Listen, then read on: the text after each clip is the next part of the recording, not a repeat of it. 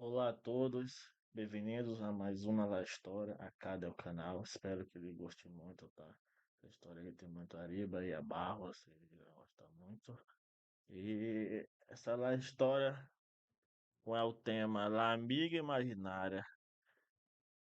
A minha hija de 6 anos tem uma amiga imaginária que se chama Rosa. Vamos a la história. Mi pequeña de 6 años tiene una compañera imaginaria llamada Rosa. Hace ya 2 años que conversa con ella constantemente. La psicóloga que la atiende me aseguró que era algo totalmente habitual, una prueba clara de imaginación y agudeza mental, y que no debía inquietarme en absoluto. Y yo jamás me inquieté. Hasta hace 3 semanas, cuando regresó del colegio y me comentó: «Mamá, Rosa está apenada hoy porque afirma que tú tienes sus pertenencias». Le pregunté cuáles pertenencias y ella apuntó hacia mi collar. Ese collar que llevo puesto a diario, el que perteneció a mi abuela, el que ha estado en nuestra familia durante 4 décadas. Rosa asegura que ese collar le pertenecía, que se lo obsequiaron al nacer y que lleva sus iniciales en la parte posterior. Me quité la joya, la giré. Nunca antes había examinado el reverso en toda mi existencia, y allí estaban grabadas unas iniciales. RM. Le pregunté a mi hija cómo era posible que Rosa supiera de esas iniciales, y ella me miró con absoluta candidez. «Porque Rosa me lo contó, mamá. Además, dice que esta vivienda era su vivienda, y que en el patio, bajo el árbol enorme, todavía permanecen sus objetos». Esa misma noche, mientras mi hija dormía, salí al patio con una linterna y una pala. Excavé debajo del árbol grande y descubrí una cajita metálica pequeña, muy oxidada y con candado. Dentro había una fotografía de una niña de aproximadamente 7 años luciendo un collar idéntico al mío, una carta escrita con caligrafía infantil y un diario antiguo cuidadosamente doblado. Al desplegar el diario vi la fecha de hacía 30 años y el encabezado me congeló la sangre. Niña de 7 años se esfuma en el barrio. Se llama Rosa Mendoza. En la imagen del diario era exactamente la misma pequeña de la caja, con el mismo collar, con la misma expresión alegre. Pasé toda la madrugada investigando cuanto pude hallar acerca de aquel suceso. Rosa Mendoza, 7 años, se desvaneció en 1994 en esta misma calle, a solamente 2 casas de donde resido actualmente, y jamás fue localizada. El expediente quedó sin cerrar. A la mañana siguiente le pregunté a mi hija con mucha serenidad, mientras tomábamos el desayuno: «¿Qué otras cosas te relata Rosa?». Mi hija tomó su cereal con calma y respondió: «Me relata cosas de cuando habitaba aquí. Dice que la última velada que pasó en esta casa hubo una celebración con muchos mayores. Dice que se ocultó porque un hombre la intimidó. Se escondió en el sótano y el hombre la descubrió. Sentí que el estómago se me desplomaba. Le pregunté con el tono más sereno que logré reunir si Rosa le describía cómo era ese hombre. Mi hija asintió sin interrumpir su comida. Dice que era el papá de una de las amigas de Millie Nuts, y lo extraño es que ese hombre aún reside en esta calle. Dice que lo ve con frecuencia, mamá, porque es el abuelo de mi mejor amiga del colegio, el abuelo que siempre nos saluda cuando nos cruzamos en el parque, el que nos obsequia caramelos, el que me cargaba cuando era bebé». Dejé la taza de café sobre la mesa, incapaz de moverme, porque el abuelo de la mejor amiga de mi hija era el señor Esteban, un hombre cercano a los 80 años que vivía en esta calle desde hacía 40, que me saludaba cada mañana con una sonrisa enorme, que me ayudó a transportar cajas cuando llegué, que me traía pan recién horneado los domingos, el vecino ideal, el abuelo de todo el mundo. Entonces, mi hija, completamente ignorante de mi pánico, tomó otra cucharada de cereal y comentó: «Mamá, Rosa dice que debes bajar al sótano. Dice que ahí dejó algo adicional, algo que demuestra quién fue el hombre que la asustó. Dice que lo ocultó muy cuidadosamente para que lo hallara alguien bueno como tú». Bajé al sótano con las manos temblorosas. Revisé cada esquina detrás de las cajas antiguas, detrás del boiler, hasta que en la pared del fondo noté un ladrillo que no encajaba perfectamente con los demás. Lo desplacé con esfuerzo y detrás había un hueco pequeño. Dentro encontré una bolsa plástica bien sellada. Adentro había un relojito infantil con el nombre Rosa grabado en el dorso, un zapatito rojo pequeño y una hoja de papel con dibujos hechos a lápiz. Dibujos que una niña de 7 años había realizado: una casa, un árbol, una silueta grande y sombría, y debajo de la silueta grande una palabra escrita con la letra insegura de una niña, escrita con tanta presión que el lápiz casi perforó el papel. Una única palabra que era un nombre. Llamé a la policía sosteniendo esa bolsa. El investigador llegó en 20 minutos. Descendió al sótano, observó todo lo que había hallado y se quedó inmóvil contemplando el contenido de la bolsa. Señora, me dijo con tono distinto, esto constituye prueba de un delito que llevamos 30 años persiguiendo. ¿Cómo lo localizó? Le expliqué que mi hija de 6 años, mediante su compañera imaginaria, me indicó exactamente dónde buscar.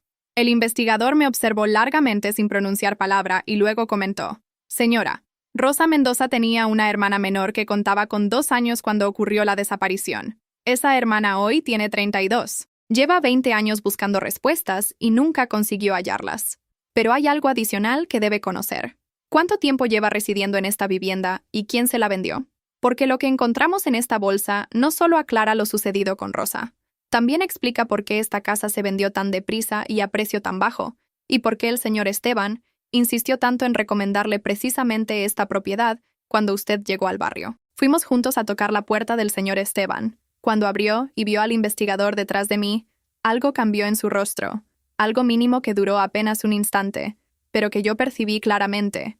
El investigador le mostró una fotografía de la bolsa con las pruebas y le preguntó si reconocía esos artículos. El señor Esteban negó con la cabeza serenamente. Jamás los he visto. Pero entonces el investigador sacó la hoja con los dibujos, la colocó frente a él y señaló la silueta grande y sombría. Señaló el nombre que Rosa había escrito debajo con tanto temor que casi rompió el papel. El señor Esteban observó el papel y por primera vez en 40 años de ser el vecino ejemplar, el abuelo de todos, el hombre de las sonrisas y el pan casero, no logró controlar su expresión. El investigador lo notó, yo lo noté. En ese preciso instante mi teléfono vibró.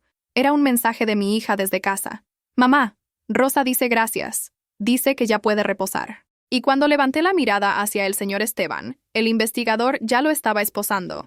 Pero lo que nadie conocía todavía, ni el investigador, ni yo, ni la hermana de Rosa, que estaba a punto de recibir la llamada que aguardó 30 años, es que en los expedientes del caso que el investigador revisó esa tarde, encontraron algo que modificaba absolutamente todo. Algo que demostraba que el señor Esteban no actuó en solitario aquella noche.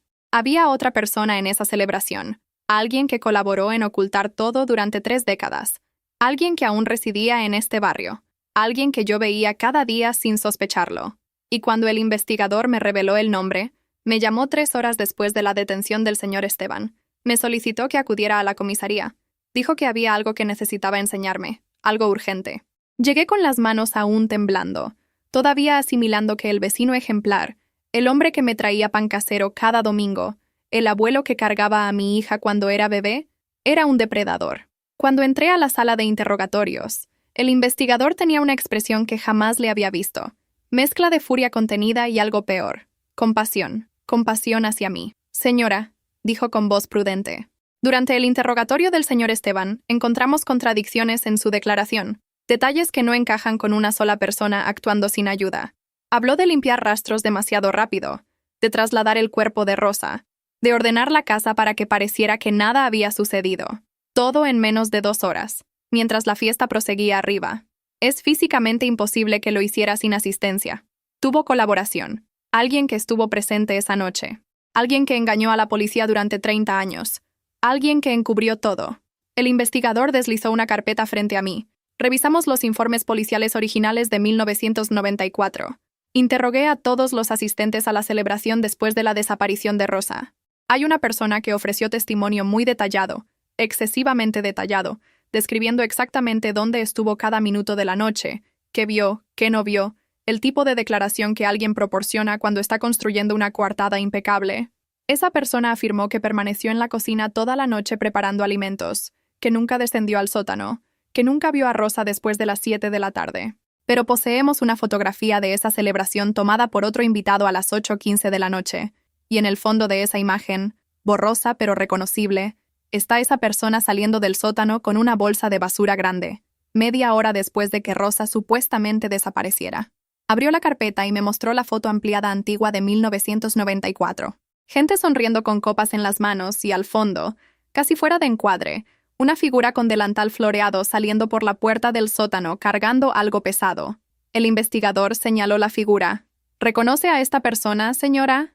Sentí que el suelo se desvanecía bajo mis pies porque sí reconocía ese delantal floreado. Lo había visto cientos de veces. Lo había visto hace 3 días cuando fui a tomar té a su casa, cuando me ofreció galletas recién horneadas y me dio consejos sobre cómo educar a mi hija, Cuando me dijo con esa voz dulce de abuela perfecta, siempre protege a tu pequeña, nunca la dejes sola con desconocidos. Era la señora Carmen, la esposa del señor Esteban, la abuela del barrio, la mujer que todos veneraban, la que preparaba pan para todos los cumpleaños, la que organizaba colectas para familias necesitadas, la que me abrazó cuando llegué y me dijo, «Bienvenida al vecindario, aquí somos una familia». El investigador prosiguió con voz firme. «Confrontamos al señor Esteban con esta fotografía hace una hora. Finalmente reconoció que su esposa lo asistió esa noche, que ella ordenó la escena, que ella mintió a la policía, que ella lo protegió durante 30 años. Estamos dirigiéndonos a detenerla en este momento. Necesito que me acompañe porque hay algo más que debe saber». Viajamos en el patrullero hacia la residencia de los Esteban. Mi casa quedaba a solo 2 cuadras de la suya. Había caminado esa distancia cientos de veces, llevando a mi hija a jugar con su nieta, aceptando invitaciones a comer, compartiendo tardes completas con esa mujer que ahora descubría era cómplice de homicidio. Cuando llegamos, la señora Carmen estaba en su jardín regando plantas, luciendo ese mismo delantal floreado de la foto, sonriendo como si nada, como si su esposo no estuviera detenido, como si 30 años de falsedades no estuvieran a punto de colapsar. Cuando nos vio acercarnos, su sonrisa permaneció intacta. Siguió regando con tranquilidad. «Detective, qué sorpresa. ¿Viene a decirme cuándo podré visitar a mi esposo? Sabe que él no hizo nada de lo que afirman. Lleva 50 años siendo un hombre bueno, un padre ejemplar. Esto es un error grave». El investigador sacó las esposas. Señora Carmen Ruiz de Esteban queda detenida como cómplice en el homicidio de Rosa Mendoza y obstrucción a la justicia durante 30 años. Tiene derecho a guardar silencio. La transformación en su rostro fue inmediata. La sonrisa se esfumó, y algo frío, algo hueco apareció en sus ojos. «No sé de qué hablan. Yo no hice nada. Mi esposo me engañó durante 30 años. Yo no sabía nada». Pero su voz sonaba artificial, ensayada, como si hubiera preparado esas frases durante décadas aguardando este instante. El investigador le mostró la foto. «Esta es usted saliendo del sótano con una bolsa de basura 30 minutos después de que Rosa Mendoza desapareciera. Esta es usted mintiendo a la policía en 1994. Esta es usted encubriendo un homicidio». La señora Carmen miró la foto sin expresión. «Esa foto no demuestra nada. Bajé al sótano a buscar más hielo para la celebración. La bolsa era basura corriente de la fiesta. Ustedes no pueden probar nada». Pero sus manos temblaban mientras hablaba. Y yo veía esas manos. Las mismas manos que me habían servido té hace 3 días. Las mismas manos que habían acariciado la cabeza de mi hija. Las mismas manos que habían limpiado la sangre de Rosa Mendoza 30 años atrás. Me subí al patrullero sintiendo arcadas. El investigador me llevó de regreso a casa. «Señora, sé que esto es muy duro, pero necesito que reflexione. ¿La señora Carmen alguna vez se comportó de forma extraña con su hija? ¿Alguna vez hizo preguntas raras? ¿Alguna vez mostró interés excesivo? Y entonces los recuerdos comenzaron a encajar en mi mente como piezas de un rompecabezas que por fin encontraban su lugar. La señora Carmen siempre preguntaba por la rutina de mi hija, atenta a qué hora salía del colegio, si se quedaba sola alguna vez, si tenía amigas que la visitaran. La señora Carmen siempre ofrecía cuidar a mi hija cuando yo lo necesitara. Insistía. Casi se ofendía cuando yo rechazaba. La señora Carmen una vez me dijo, «Tu hija es tan hermosa, tan pura, tan confiada. Deberías enseñarle a no hablar con desconocidos. El mundo es peligroso para niñas como ella». En ese momento pensé que era consejo de abuela preocupada. Ahora comprendía que era algo completamente distinto. Evaluación. Ella estaba evaluando si mi hija era accesible, si era un blanco posible. Llegué a casa temblando. Mi hija estaba con la niñera viendo televisión, completamente ajena a todo, comiendo palomitas y riendo con su programa favorito. Esa noche, cuando la acosté, me miró con esos ojos de 6 años tan puros. «Mami, ¿por qué detuvieron a la abuela Carmen? Vi los policías en su casa cuando veníamos del colegio. Sofía estaba llorando porque se llevaron a su abuela». Respiré hondo. No sabía cómo explicarle a una niña de 6 años que la abuela dulce del barrio era un monstruo. «Mi amor, a veces los mayores hacen cosas malas y tienen que ir con la policía. La abuela Carmen hizo algo malo hace mucho tiempo». Mi hija asintió pensativa. «Tiene que ver con Rosa porque Rosa me dijo algo hoy. Me dijo que la señora del delantal también estaba ahí esa noche, la señora que hacía galletas». Sentí frío recorrerme la espalda. «¿Rosa te dijo eso hoy, cariño? ¿Te dijo algo más?» Mi hija se acurrucó con su peluche. «Dijo que la señora del delantal la vio escondida en el sótano, pero no la ayudó. Dijo que la señora ordenó todo después. Dijo que la señora es tan mala como el señor malo, pero todos piensan que es buena. Dijo que por eso tardaron tanto en encontrarla, porque la señora era muy buena ordenando, muy buena mintiendo. Mi hija bostezó. Rosa también dijo que hay más cosas ocultas, cosas de la señora del delantal, cosas que ella escribió. Dice que están en el ático de su casa, en una caja rosada detrás de las cajas de Navidad. Llamé al investigador. Inmediatamente le repetí exactamente lo que mi hija dijo. Hubo un silencio prolongado del otro lado. Señora, su hija describió un delantal específico cuando habló de la señora del delantal. ¿Sí? Le dije. Un delantal con flores. Flores moradas y amarillas. Más silencio. Señora, ese delantal aparece en 3 fotografías diferentes de celebraciones de los Esteban entre 1989 y 1998. La señora Carmen lo usaba siempre en reuniones sociales.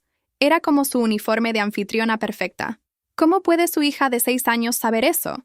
Esas fotos no están en Internet. Están en archivos policiales que ni siquiera nosotros habíamos revisado hasta hoy. No sé cómo lo sabe, respondí agotada. Solo sé que Rosa se lo dice. Y hasta ahora Rosa no ha fallado en nada. El investigador suspiró.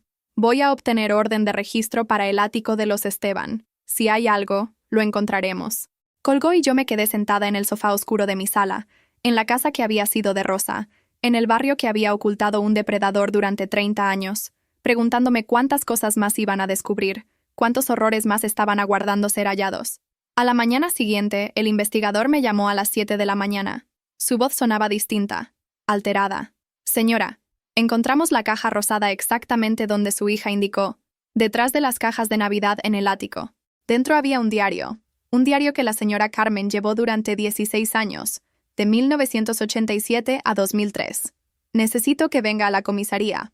Hay cosas en este diario que modifican completamente la investigación. Cuando llegué, me mostró fotocopias de páginas escritas con caligrafía impecable, ordenada, femenina, letra de profesora o ama de casa meticulosa.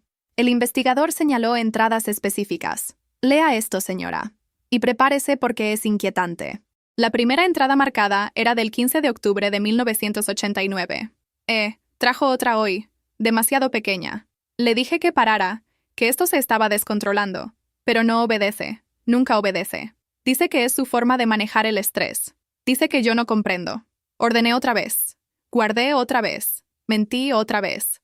La segunda entrada era del 23 de octubre de 1994, el día que Rosa desapareció. Rosa Mendoza no dejaba de llorar. Perdí el control completamente.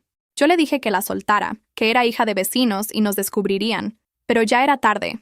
Ayudé a ordenar como siempre. Oculté rastros como siempre. Mentí a la policía como siempre. Este es el tercer descuido de en 5 años. Ya no sé cuánto más puedo proteger. El investigador pasó a otra entrada del 8 de marzo de 1998. Vecinos preguntando por la niña Jiménez. Dicen que se esfumó del parque. Dice que está bajo control, que nadie sospecha, que yo me preocupo demasiado. Ya no confío en él, pero estoy atrapada también. 30 años de matrimonio, 30 años siendo cómplice. Si él cae, yo caigo. A veces deseo que alguien nos descubra, solo para que esto finalice. Sentí náuseas leyendo esas palabras tan frías, tan metódicas, como si estuviera registrando recetas culinarias en lugar de crímenes.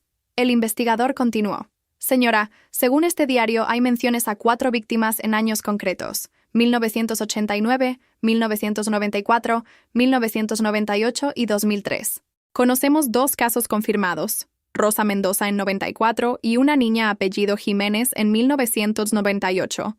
Estamos excavando toda la propiedad de los Esteban, buscando más restos. Pero hay un problema serio. La entrada de 2003 menciona a la niña del parque, pero no hay ningún caso de desaparición registrado oficialmente ese año en este condado. Revisamos archivos completos. No existe. Eso significa que hay una víctima que nadie sabe que desapareció. Alguien cuya familia nunca denunció o alguien sin familia. Llegué a casa esa tarde con la cabeza girando. 4 víctimas posibles, tal vez más. Una red de terror que funcionó durante 16 años a 2 cuadras de mi distancia. Mi hija estaba en su cuarto cuando entré, sentada en su cama con expresión grave. Demasiado grave para una niña de 6 años. Mami, dijo cuando me vio. Necesito contarte algo que Rosa me dijo, algo importante. Me senté junto a ella sintiendo agotamiento en los huesos. Dime, mi amor. ¿Qué dijo Rosa? Mi hija tomó papel y crayones. Comenzó a dibujar mientras hablaba. Rosa dice que hay otra niña, una niña que nadie buscó. Dice que se llama Lucía. Dice que Lucía también quiere que la encuentren. Rosa dice que Lucía está en otro sitio, no donde está Rosa. Dice que Lucía está debajo de algo grande, algo donde hay muchos vehículos. Dibujó un edificio grande con muchas ventanas. Después lo tachó y dibujó un estacionamiento con líneas de autos. Debajo escribió con su letra torpe de 6 años. Escuela Vieja. La Escuela Vieja cerrada desde 2005, demolida en 2010, donde ahora estaba el estacionamiento del nuevo centro comercial, donde colocaron toneladas de concreto, donde sería casi imposible excavar sin evidencia sólida. Mi hija continuó coloreando su dibujo. Rosa dice que Lucía tenía 5 años. Dice que nunca fue a una casa. Dice que se la llevaron directo del colegio. Dice que nadie la buscó porque nadie sabía que existía. Eso no tiene sentido, mi amor, le dije confundida. Todas las niñas existen. Todas tienen familias. Todas asisten al colegio. Alguien siempre nota cuando desaparece una niña. Mi hija me miró con esos ojos que aún no comprendían la maldad del mundo. Rosa dice que Lucía vivía en el orfanato. Dice que en el orfanato había muchos niños y nadie los contaba bien. Dice que Lucía desapareció y nadie notó porque siempre había niños entrando y saliendo. Rosa dice que por eso Lucía está más triste que ella, porque Lucía no tiene ni siquiera una hermana que la recuerde. No tiene a nadie. Llamé al investigador otra vez. Le conté todo. Esta vez no hubo duda en su voz, solo fatiga. Voy a revisar registros del orfanato municipal que cerró en 2008. Voy a buscar niñas reportadas como transferidas o adoptadas en 2003 que no tengan seguimiento. Y señora, su voz se quebró un poco. Si su hija tiene razón otra vez. Si encontramos a Lucía donde ella indica, entonces tenemos que aceptar que algo imposible está ocurriendo aquí. Algo que no puedo explicar en ningún informe oficial. Algo que va a cambiar todo lo que creía saber sobre este caso. Colgó y yo abracé a mi hija, esta niña de 6 años que se había convertido en puente entre vivos y muertos, entre justicia y olvido, entre una niña asesinada 30 años atrás, y las respuestas que todos esperaban. Rosa dice que ya casi puede reposar, susurró mi hija contra mí. Lucía dice que cuando encuentren a Lucía, ella va a poder irse. Dice que solo está esperando eso, que todas las niñas sean encontradas. ¿Y tú, mi amor?, pregunté con voz temblorosa. ¿Tú vas a estar bien cuando Rosa se vaya? Mi hija asintió. Sí, mami. Rosa dice que yo la ayudé mucho. Dice que cuando termine todo voy a poder jugar normal otra vez. Dice que voy a olvidar su voz, pero siempre voy a recordar que fui valiente. Esa noche no pude dormir pensando en Lucía, en una niña de 5 años que desapareció sin que nadie notara, enterrada bajo toneladas de concreto en un estacionamiento donde cientos de personas aparcaban cada día sin saber que pisaban sobre una tumba. Pensando en Rosa, que esperó 30 años para contar su historia. Pensando en mi hija, que de alguna manera imposible se había convertido en la voz de niñas muertas. Y pensando en el investigador que me llamó a las 3 de la madrugada, con voz que nunca le había escuchado. Señora, encontré algo en los registros del orfanato. Encontré a una niña llamada Lucía Torres, 5 años. Ingresó al orfanato en 2002, reportada como transferida a familia adoptiva en marzo de 2003. Pero no hay registro de qué familia, no hay papeles de adopción, no hay seguimiento, nada. Es como si simplemente desapareció del sistema y nadie preguntó, nadie buscó. Mañana voy a solicitar permiso para excavar el antiguo terreno de la escuela, el que ahora es estacionamiento del centro comercial. El propietario no va a querer, va a costar millones interrumpir operaciones.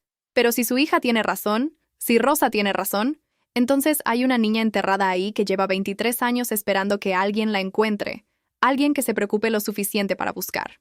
El investigador tardó 4 días en conseguir la orden judicial para excavar el estacionamiento del centro comercial. 4 días de presión mediática porque la historia de Rosa había salido en las noticias nacionales. 4 días de familias con casos sin resolver llamando a la comisaría, preguntando si sus hijas podrían estar entre las víctimas. El dueño del centro comercial se opuso furioso. Habló de pérdidas millonarias, de interrumpir operaciones, de demandas por daños, hasta que los noticieros empezaron a transmitir en vivo y las redes sociales lo crucificaron. Un hombre protegiendo ganancias mientras una niña de 5 años podría estar enterrada bajo su estacionamiento. Finalmente cedió. Cerró la sección norte del estacionamiento. Trajeron máquinas excavadoras, equipo forense, perros entrenados. Yo estaba ahí cuando empezaron a romper el concreto con mi hija en la escuela ajena a todo esto, con Rosa todavía susurrándole cosas. Cada noche antes de dormir, la hermana de Rosa apareció ese primer día de excavación. La vi llegar en un carro viejo. Una mujer de 32 años que parecía de 40. 30 años buscando respuestas envejecen. Se acercó a mí con timidez. ¿Usted es la señora que encontró las pruebas de mi hermana? Le pregunté al investigador y me dio su nombre. Asentí sin saber qué decir. Ella continuó con voz quebrada. Mi hermana desapareció cuando yo tenía 2 años. No la recuerdo.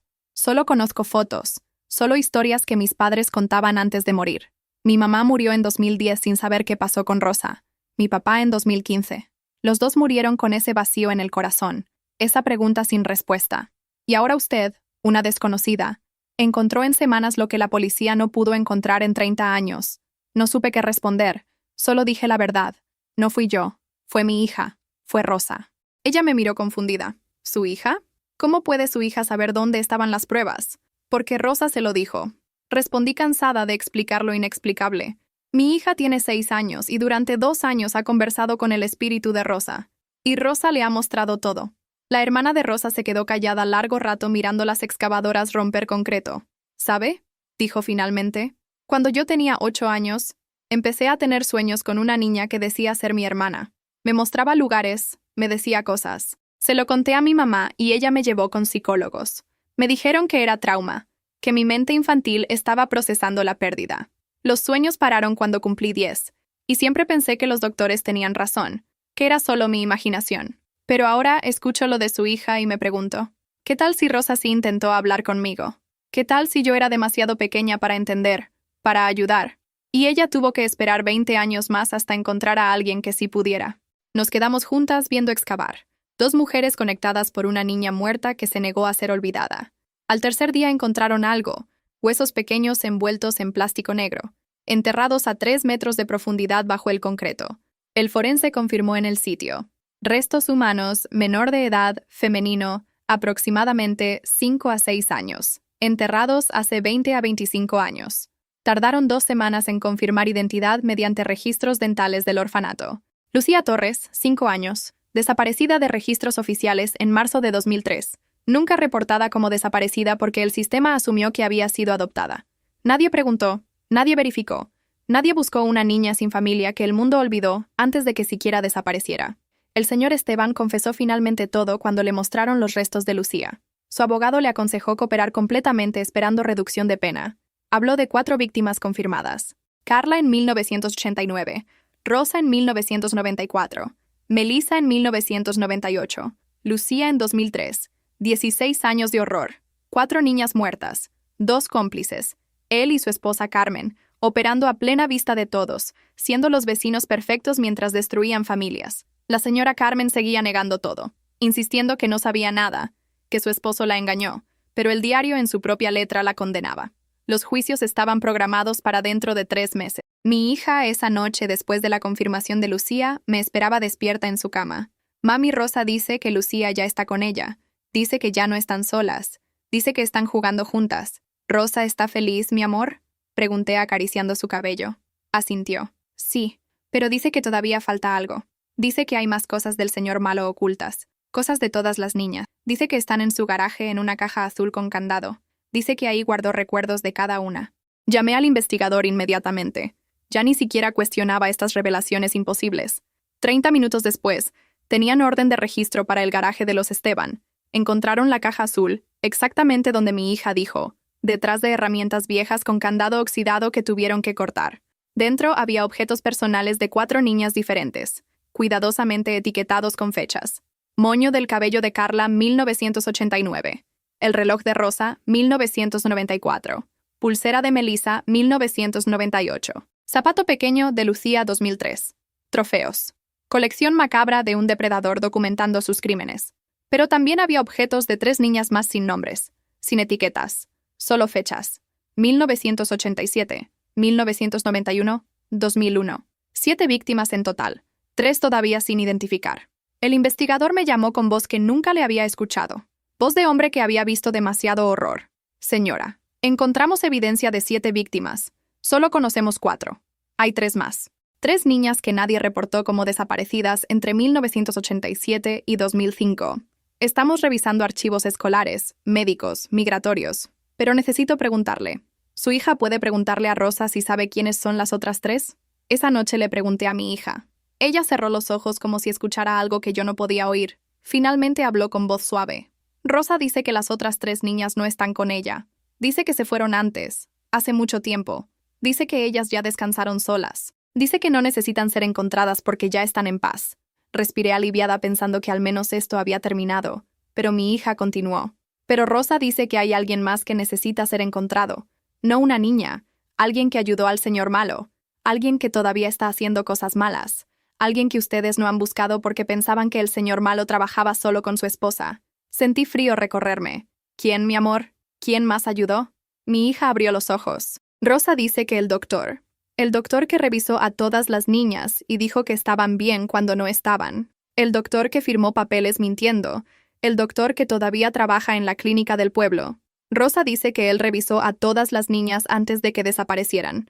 Dice que él le decía al señor malo cuáles niñas estaban solas, cuáles niñas no tenían familias fuertes, cuáles niñas nadie iba a buscar mucho. Mi hija me miró seria. Rosa dice que ese doctor revisó a todas, a Carla, a ella misma, a Melissa, a Lucía, a las otras 3. Rosa dice que el doctor la revisó 2 días antes de que desapareciera.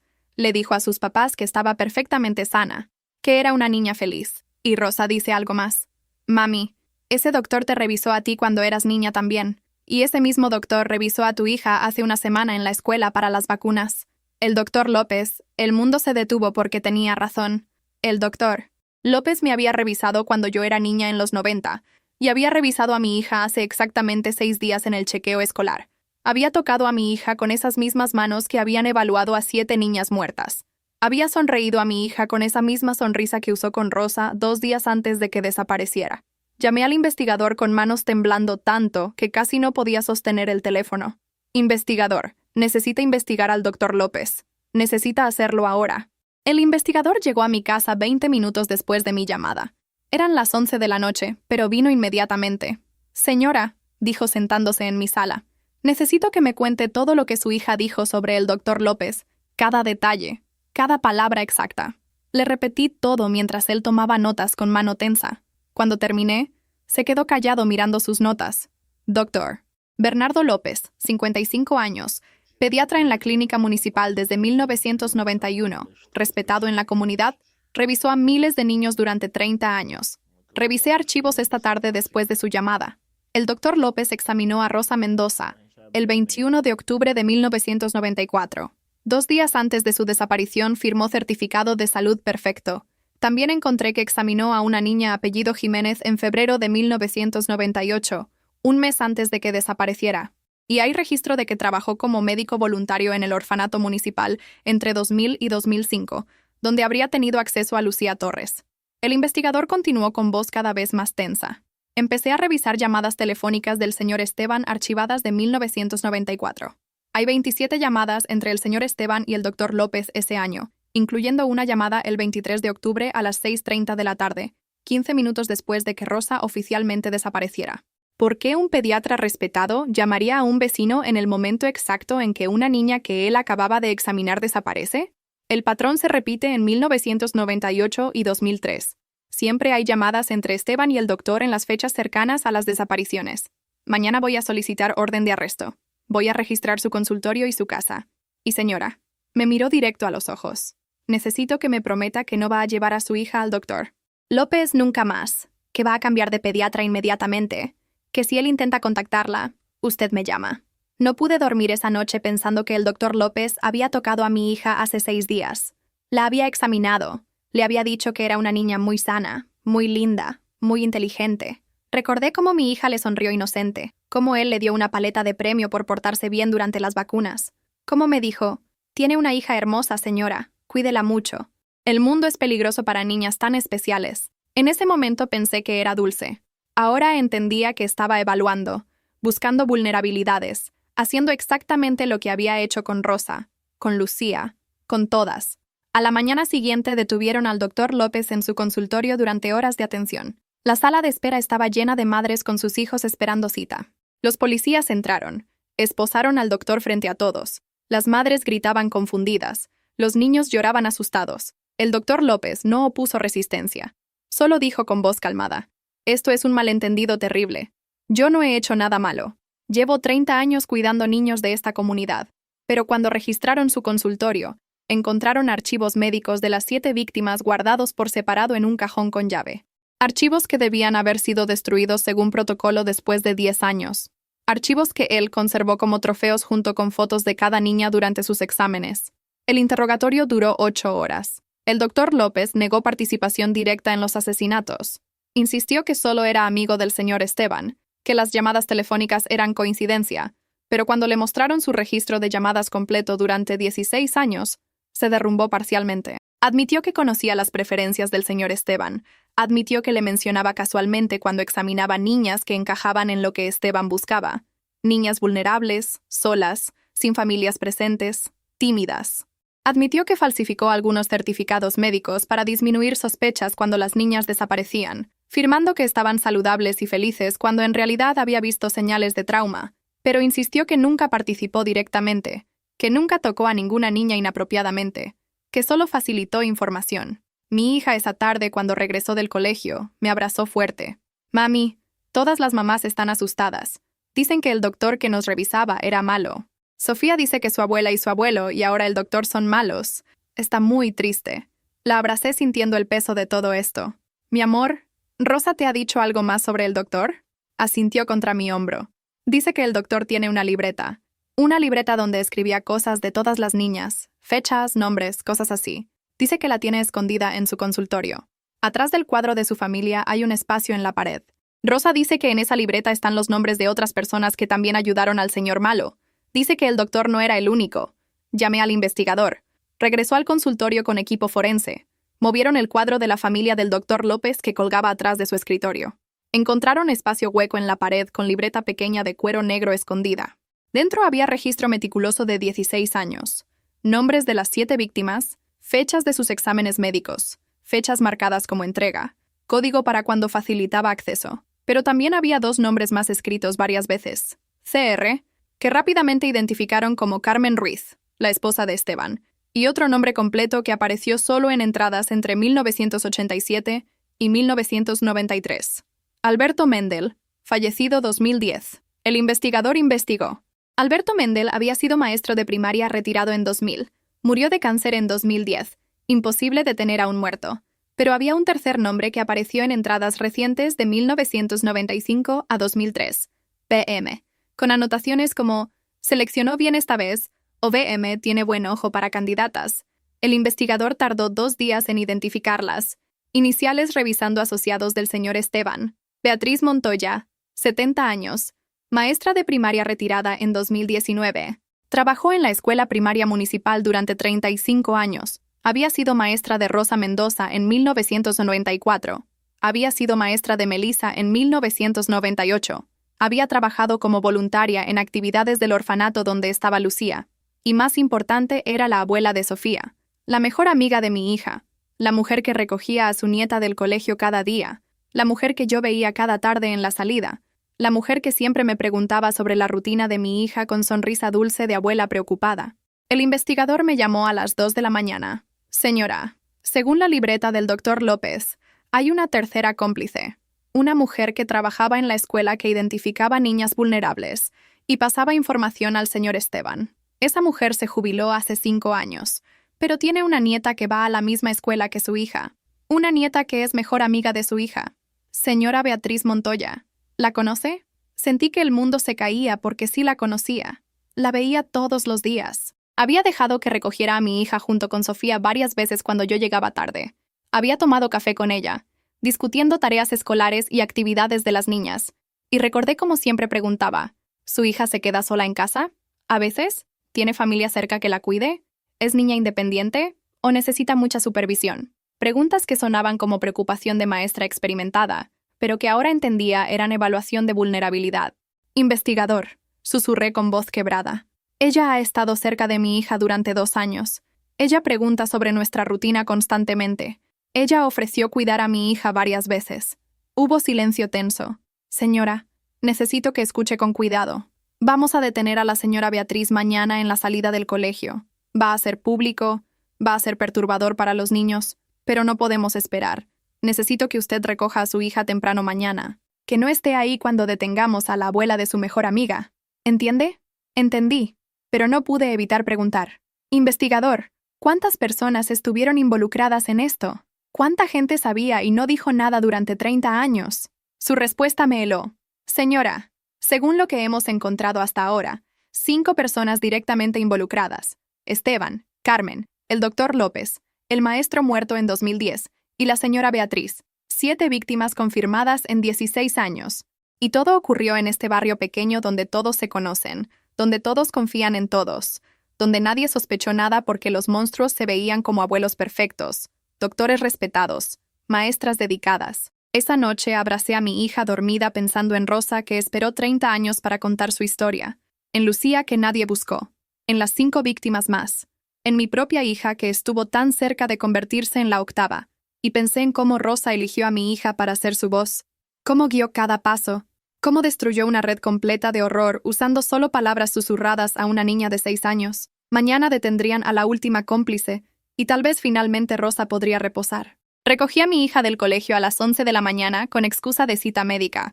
Ella salió confundida porque nunca la sacaba temprano.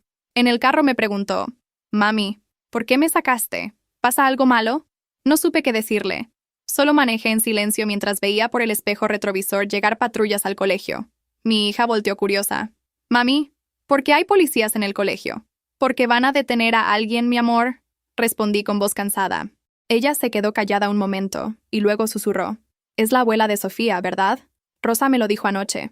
Me dijo que la señora de la escuela, que siempre nos sonríe también, era mala. Me dijo que ella le decía al señor malo cuáles niñas estaban solas». Llegamos a casa y encendí la televisión. Las noticias ya estaban transmitiendo en vivo desde el colegio. Vi a la señora Beatriz Montoya saliendo del edificio esposada. Madres gritando confundidas, niños llorando, reporteros empujándose para tomar fotos. Vi a Sofía de 6 años corriendo detrás de su abuela gritando: «¡Abuela, abuela! ¿Qué pasa? ¿Por qué te llevan?». Y vi la cara de la señora Beatriz volteando hacia su nieta con expresión que nunca le había visto. No era la abuela dulce, era algo frío, vacío, calculador. Mi hija vio la televisión y empezó a llorar. «Mami, Sofía está muy triste. Su abuela también mató a Rosa». «No directamente, mi amor», expliqué arrodillándome frente a ella, pero ayudó a las personas malas. Les dijo cosas que no debía decir. Mintió para protegerlos. El investigador me llamó 1 hora después. «Señora». La señora Beatriz confesó casi inmediatamente cuando le mostramos la libreta del doctor López. Creo que estaba cansada de guardar el secreto durante 30 años. Nos contó todo. Cómo conoció al señor Esteban en 1987 en una reunión comunitaria. Cómo él le mencionó casualmente que le gustaban las niñas tímidas, las que no tenían muchos amigos. Cómo ella empezó a pasar información sobre sus estudiantes más vulnerables. Niñas con padres ausentes, niñas con problemas familiares, niñas que nadie iba a buscar agresivamente si desaparecían. Ella identificó a Carla en 89, a Rosa en 94, a Melissa en 98. También trabajaba como voluntaria en el orfanato donde identificó a Lucía. Dice que nunca participó directamente, que solo pasaba información, que no sabía exactamente qué hacía Esteban con esa información. Pero, señora, eso es mentira. En su casa encontramos recortes de periódicos de todas las desapariciones guardados en una caja. Ella sabía perfectamente qué pasaba.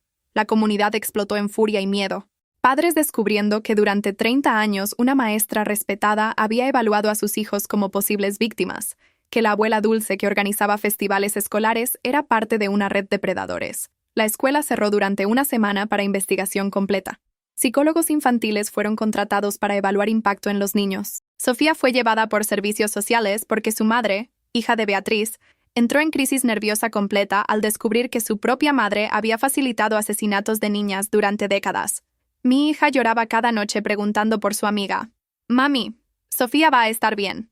Ella también tiene que hablar con Rosa. Su abuela también era monstruo». El señor Esteban finalmente confesó todo con detalle macabro durante nuevo interrogatorio. Su abogado abandonó el caso porque no había defensa posible. Habló de cómo la red funcionaba. El doctor López identificaba niñas vulnerables durante exámenes médicos. Beatriz las identificaba en la escuela.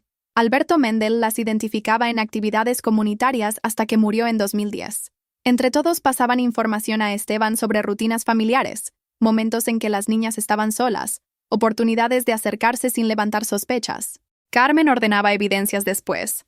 Mentía a policía. Actuaba como esposa preocupada del vecino perfecto. Operaron 16 años asesinando 7 niñas en un barrio pequeño donde todos se conocían, donde todos confiaban en todos, donde nadie sospechó porque los monstruos se veían como gente normal. Los juicios fueron programados para 3 meses después. Los 4 acusados vivos, Esteban, Carmen, el doctor López y Beatriz, enfrentaban múltiples cargos de homicidio y conspiración. Fiscales buscaban cadena perpetua sin posibilidad de libertad condicional para todos. Medios nacionales cubrían el caso 24/7. Lo llamaban la red del barrio perfecto. Lo comparaban con casos similares en otros países. Familias de las 4 víctimas identificadas daban entrevistas desgarradoras. La hermana de Rosa se convirtió en vocera pidiendo justicia, no solo para su hermana, sino para todas. Mi hija empezó a tener pesadillas. Despertaba llorando, diciendo que Rosa estaba triste, que quería irse, pero no sabía cómo, que estaba cansada de estar atrapada entre 2 mundos. La llevé con la psicóloga infantil que la había visto cuando tenía 4 años. La doctora Ramírez escuchó todo. La compañera imaginaria, las revelaciones imposibles.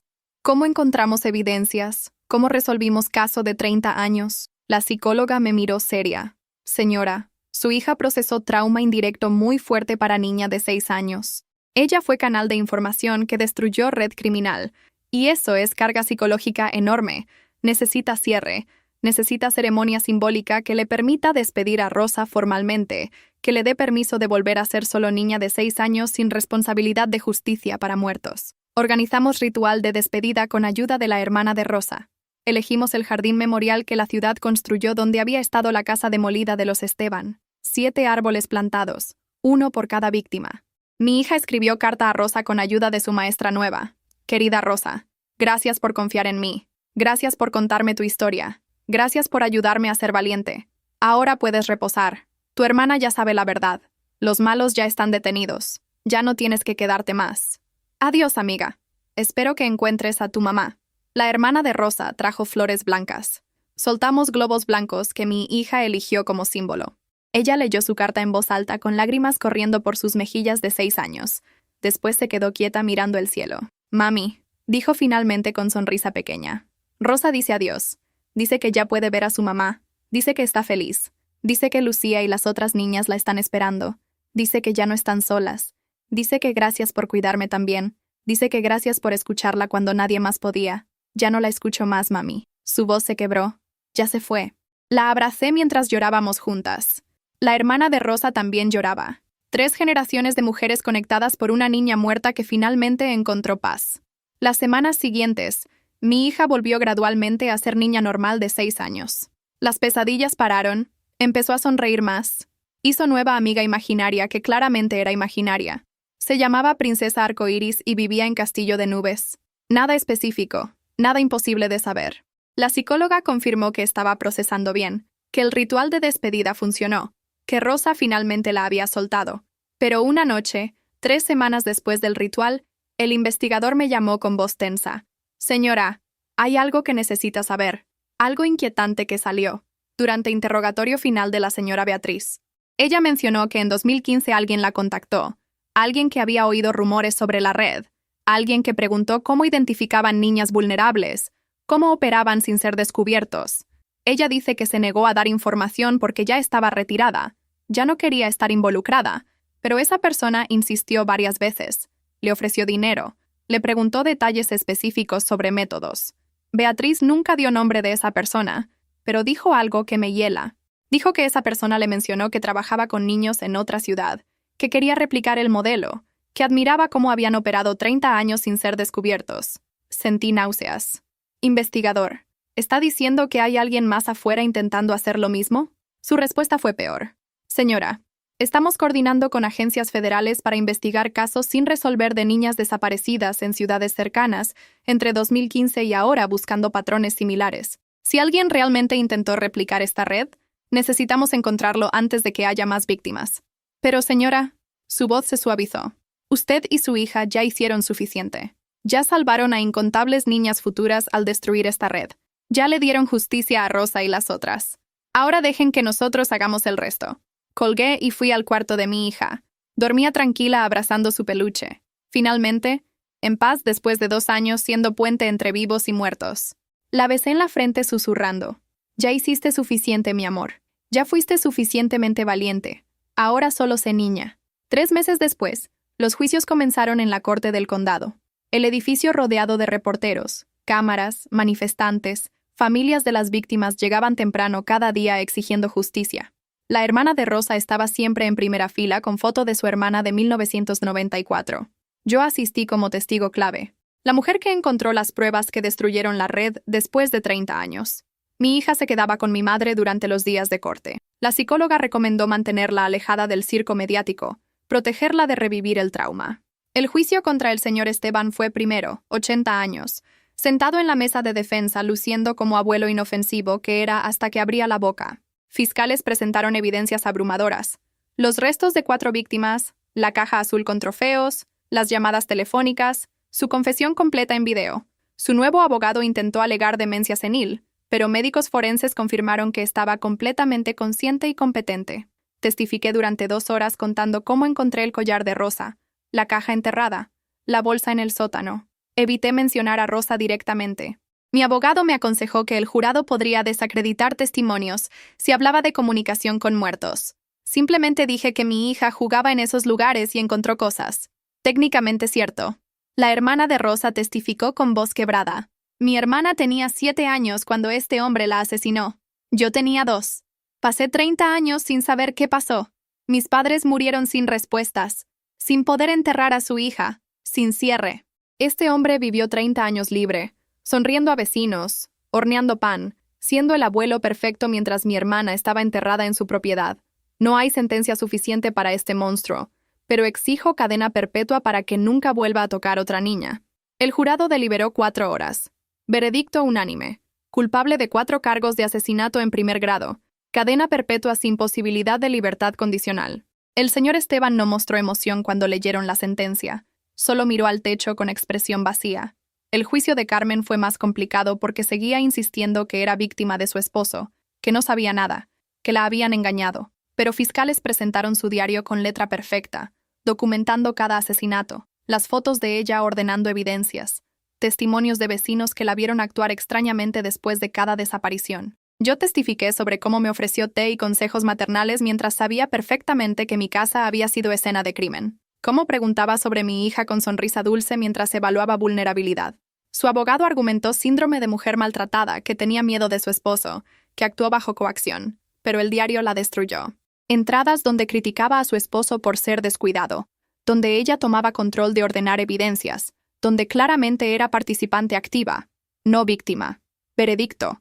Culpable de 4 cargos de complicidad en asesinato. Cadena perpetua. El doctor López enfrentó juicio con sala llena de madres furiosas que habían confiado sus hijos a él durante 30 años. Fiscales presentaron la libreta negra con nombres de víctimas, registro de llamadas con Esteban, archivos médicos guardados ilegalmente, certificados falsificados. Testificó madre de Melissa contando cómo el doctor López examinó a su hija un mes antes de desaparecer. Firmó que estaba saludable y feliz cuando en realidad había señales de trauma que el doctor ignoró intencionalmente. El doctor López lloró en el estrado insistiendo que nunca tocó a ninguna niña, que solo pasó información, que no sabía que Esteban las iba a matar. Su abogado intentó negociar sentencia reducida por cooperación, pero fiscales se negaron. Veredicto. Culpable de 4 cargos de complicidad y obstrucción de justicia. 40 años de prisión. Tenía 55. Moriría en prisión. Beatriz Montoya fue última en ser juzgada. 70 años luciendo como abuela perfecta hasta que fiscales presentaron evidencias. 35 años como maestra identificando niñas vulnerables para predadores. Recortes de periódicos de desapariciones guardados en caja como colección. Confesión en video admitiendo su rol. Su propia hija testificó llorando. Mi madre me crió sola después de que mi padre nos abandonó. Pensé que era mujer fuerte, dedicada, que amaba a los niños. Ahora descubro que durante toda mi infancia ella facilitaba asesinatos, que cuando yo tenía 10 años ella ayudó a asesinar a Rosa de 7, que cuando tuve a mi hija ella seguía operando en esa red. Mi hija Sofía amaba a su abuela, ahora necesita terapia intensiva porque su mundo se destruyó. Veredicto, culpable de 4 cargos de complicidad, 30 años de prisión. La comunidad empezó proceso lento de sanación después de los juicios. Algunos vecinos se mudaron incapaces de vivir en lugar donde operó red de horror durante décadas. Otros se quedaron formando grupos de apoyo, creando protocolos de seguridad, jurando nunca más ignorar señales de peligro. La casa demolida de los Esteban se convirtió oficialmente en jardín memorial. Placas con nombres de las 7 víctimas. Rosa Mendoza, 1994. Carla Gutiérrez, 1989. Melissa Jiménez, 1998, Lucía Torres, 2003, y 3 placas más para las víctimas sin identificar con solo fechas. Yo escribí libros sobre la experiencia, no por dinero, sino por educación para enseñar a padres cómo identificar señales de depredadores, cómo los monstruos se esconden detrás de sonrisas perfectas, pan casero, credenciales respetables. Las ganancias fueron a Fundación para Familias de Niños Desaparecidos. La hermana de Rosa escribió prólogo desgarrador. Esta mujer y su hija de 6 años hicieron en semanas lo que policía no pudo hacer en 30 años. Le dieron voz a mi hermana cuando todos la habían olvidado. Destruyeron red que pudo haber seguido operando décadas más. Les debo todo. Mi hija prosperaba en terapia. Volvió a ser niña normal de 6 años, obsesionada con unicornios y princesas. Su nueva amiga imaginaria era claramente producto de creatividad infantil sana, no canal sobrenatural. Pero una tarde encontró dibujo viejo que había hecho de Rosa guardado en caja de recuerdos. Me lo mostró. «Mami, ¿puedo quedármelo? Quiero recordar que fui valiente». «Claro, mi amor», respondí abrazándola. Ella volteó el dibujo y ahí, en el reverso, con letra que definitivamente no era de niña de 6 años, estaba escrito en lápiz suave: «Gracias por escuchar, RM». Lo guardé con todas las evidencias en caja especial que mantendría cerrada hasta que mi hija fuera mayor, hasta que pudiera entender completamente lo que había hecho, cómo había sido instrumento de justicia imposible, cómo había salvado quién sabe cuántas niñas futuras al destruir esa red. Por ahora solo necesitaba ser niña, que fue extraordinaria una vez, y ahora tenía permiso de ser ordinaria. Rosa finalmente descansaba. Las familias tenían respuestas. Los monstruos estaban en prisión de por vida y mi hija estaba a salvo, pero quedaba preguntas sin responder que me quitaba el sueño. La persona que contactó a Beatriz en 2015 preguntando cómo replicar la red. La persona que trabajaba con niños en otra ciudad. La persona que admiraba cómo operaron 30 años sin ser descubiertos.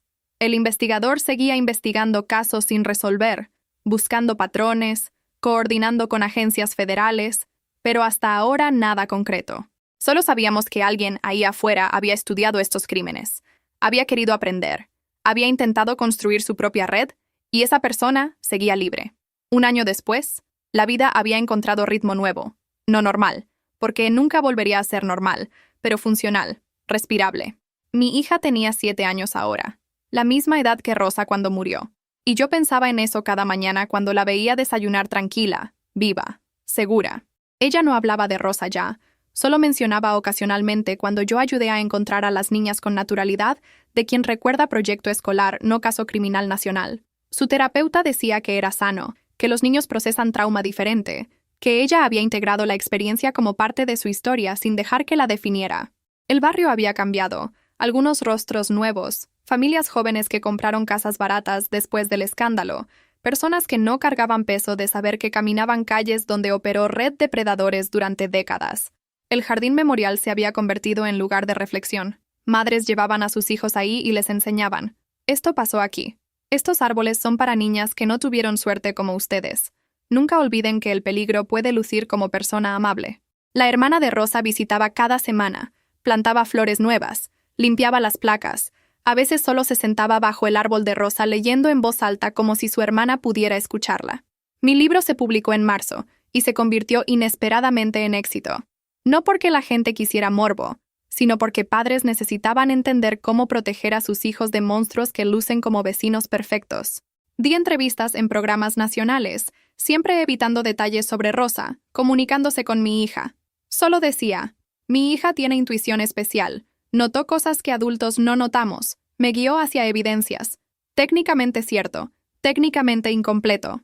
La hermana de Rosa aparecía conmigo a veces contando su historia de 30 años buscando respuestas, agradeciendo públicamente a mi hija por ser valiente. Sofía, la nieta de Beatriz, regresó a la escuela después de 6 meses de terapia intensiva. Su madre la había mudado temporalmente con familia en otra ciudad, pero finalmente decidieron quedarse porque huir no resolvía trauma. Mi hija y Sofía se reencontraron cautelosas al principio, 2 niñas de 7 años procesando que sus abuelas eran monstruos, que sus mundos seguros habían sido mentiras, pero gradualmente volvieron a jugar juntas, nunca hablando de lo que pasó, solo siendo niñas. La madre de Sofía me agradeció llorando. Usted destruyó a mi madre, pero salvó a mi hija. No sé si odiarla o adorarla. Le dije la verdad. Yo tampoco sé qué sentir sobre nada de esto. Solo sé que hice lo correcto. Los 4 condenados cumplían sentencias en prisiones diferentes, fiscales separándolos intencionalmente para evitar comunicación. Esteban y Carmen nunca admitieron remordimiento real, solo enojo por haber sido descubiertos. El doctor López escribió carta pública pidiendo perdón que las familias rechazaron como manipulación. Beatriz intentó suicidarse 2 veces en prisión. Su hija se negó a visitarla. Su nieta Sofía ni siquiera sabía si su abuela estaba viva o muerta, y los terapeutas recomendaron mantenerlo así. La investigación federal sobre la persona que contactó a Beatriz en 2015 seguía abierta, pero sin avances concretos. El investigador me actualizaba cada mes. Revisamos 50 casos de niñas desaparecidas en ciudades vecinas entre 2015 y ahora encontramos 3 con similitudes preocupantes. Niñas vulnerables, sin familias presentes, desaparecidas, sin testigos. Pero no podemos conectarlos definitivamente. No hay evidencia física, solo patrones. Seguimos buscando. Yo ya no preguntaba detalles. Ya había dado suficiente de mí misma a esta investigación. Necesitaba proteger lo que quedaba de mi cordura y la infancia de mi hija. En el aniversario de la desaparición de Rosa, 23 de octubre, la ciudad organizó vigilia en el Jardín Memorial. Cientos de personas llegaron con velas. La hermana de Rosa habló. Hace 31 años mi hermana desapareció, y mi familia quedó rota para siempre. Mis padres murieron sin respuestas. Yo pasé toda mi vida adulta buscando verdad que parecía imposible de encontrar, y entonces una niña de 6 años empezó a escuchar la voz de mi hermana. No sé cómo, no sé por qué. No necesito entenderlo para estar agradecida. Rosa esperó 30 años para encontrar a alguien que pudiera escucharla, y finalmente encontró a alguien suficientemente inocente, suficientemente valiente, suficientemente pura para hacer su voz. Mi hija estaba a mi lado escuchando. Después susurró. «Mami, ¿crees que Rosa está feliz ahora?» «Sí, mi amor», respondí apretando su mano. «Creo que finalmente está en paz». Mi hija y yo visitamos el jardín solos después de que todos se fueron. Ella puso flores blancas bajo el árbol de Rosa. «Adiós otra vez, Rosa. Espero que estés bien donde estés. Espero que hayas encontrado a tu mamá. Espero que ya no estés triste». Nos quedamos en silencio un momento, y después ella dijo algo que me rompió y me sanó simultáneamente. «Mami, yo sé que lo que pasó fue muy difícil y muy triste, pero también sé que ayudé a alguien que necesitaba ayuda, y eso me hace sentir bien. Cuando sea grande quiero seguir ayudando a personas que no tienen voz como ayudé a Rosa. No sé cómo todavía, pero voy a encontrar manera». Manejamos a casa mientras el sol se ponía. Mi hija cantando canciones de la radio completamente despreocupada. Yo pensando en cómo una compañera imaginaria había destruido red criminal de 30 años. Como 7 niñas muertas finalmente tenían justicia. Cómo mi propia hija había sido instrumento de algo imposible de explicar. No soy persona religiosa, pero esa noche agradecí a quien sea que esté escuchando. Gracias por elegir a mi hija. Gracias por cuidarla mientras era canal de horror. Gracias por devolverme a mi niña cuando el trabajo terminó. Meses pasaron convirtiendo en años. Mi hija crecía normal. Sacaba buenas calificaciones. Tenía amigas reales no imaginarias. Se peleaba conmigo por usar maquillaje demasiado joven. Cosas normales de niña normal. El caso se volvió historia que la gente contaba. ¿Recuerdas cuando descubrieron esa red de predadores? ¿Recuerdas la niña que encontró todas las evidencias? Yo estaba ahí cuando arrestaron al doctor López. Se convirtió en leyenda urbana distorsionada con cada repetición. Algunos decían que mi hija era medium profesional, otros que todo fue coincidencia, otros que yo había fabricado la historia para vender libros. Dejé que dijeran lo que quisieran. Yo sabía la verdad, las familias sabían la verdad, y eso era suficiente. Una tarde de primavera, 3 años después del arresto, mi hija tenía 9 años ya. Llegó del colegio con expresión pensativa. «Mami, hoy la maestra habló sobre niños desaparecidos. Dijo que cada año desaparecen miles y la mayoría nunca son encontrados». Me miró seria. «¿Crees que hay más niñas como Rosa que necesitan ayuda?» «Probablemente sí, mi amor», respondí cuidadosa. Ella asintió. «Entonces, cuando sea grande voy a trabajar encontrándolas. Voy a ser detective o algo así. Voy a ayudar a todas las Rosas del mundo». Y supe en ese momento que lo que vivimos no la había destruido, la había formado, le había dado propósito que la guiaría toda su vida. El investigador me llamó una última vez ese verano. «Señora, quería que supiera que cerramos oficialmente la investigación sobre posible réplica de la red. Revisamos todo. No encontramos conexión concreta. Tal vez Beatriz mintió. Tal vez exageró. Tal vez esa persona desistió al ver lo que les pasó a los otros. Necesitamos cerrar el caso por falta de evidencia». Le agradecí su trabajo durante años. Colgué sintiendo mezcla de alivio e inquietud. Alivio porque finalmente terminaba. Inquietud porque tal vez alguien afuera había aprendido de los errores de Esteban. Había mejorado los métodos. Estaba operando mejor escondido. Pero esa noche, mirando a mi hija dormir tranquila, decidí soltar esa inquietud. Ya había cargado suficiente peso. Ya había hecho suficiente. Rosa nos había usado para destruir su red, pero no podíamos destruir todas las redes del mundo. No podíamos salvar a todas las niñas.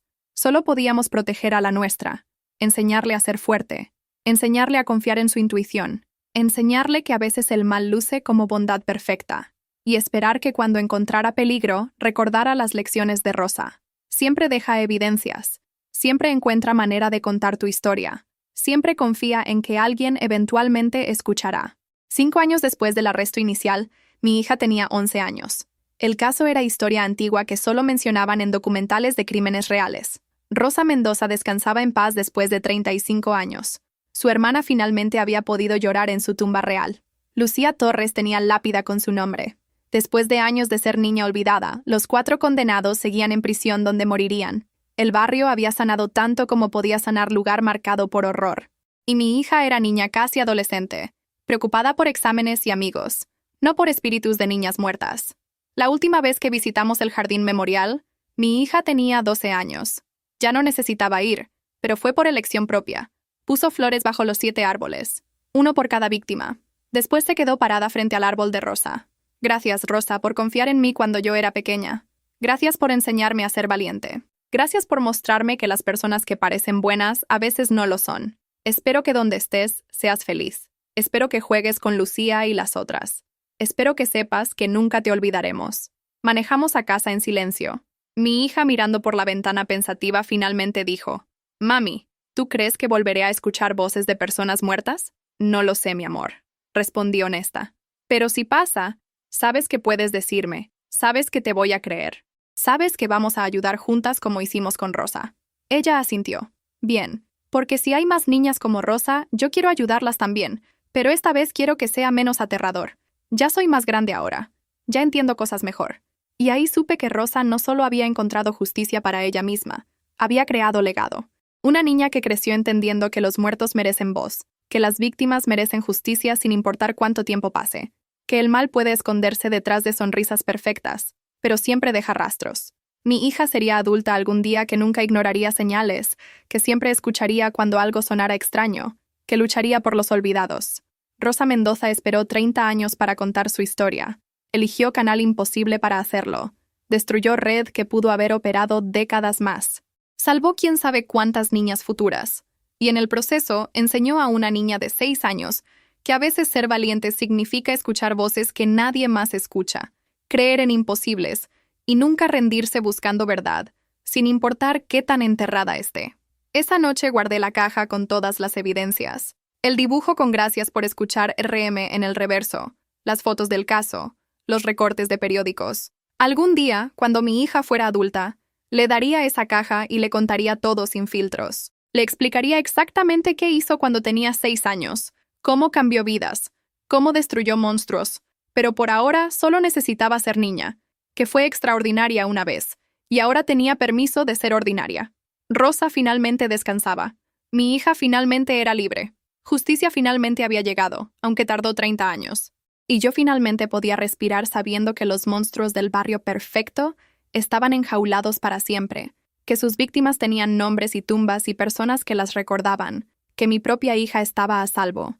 El mundo seguía teniendo monstruos escondidos detrás de sonrisas, pero al menos estos 7 árboles en este jardín memorial recordaban a todos. Siempre escuchen a los niños, siempre crean lo imposible, siempre busquen la verdad, porque las víctimas esperan, a veces durante décadas, pero siempre esperan que alguien finalmente las escuche. Muchas gracias por chegar até cá, ao final do vídeo. Espero que ele goste muito da história, tá? Subscreve, comentem, compartilhem, interage com o canal, tá? Muitas graças e adiós.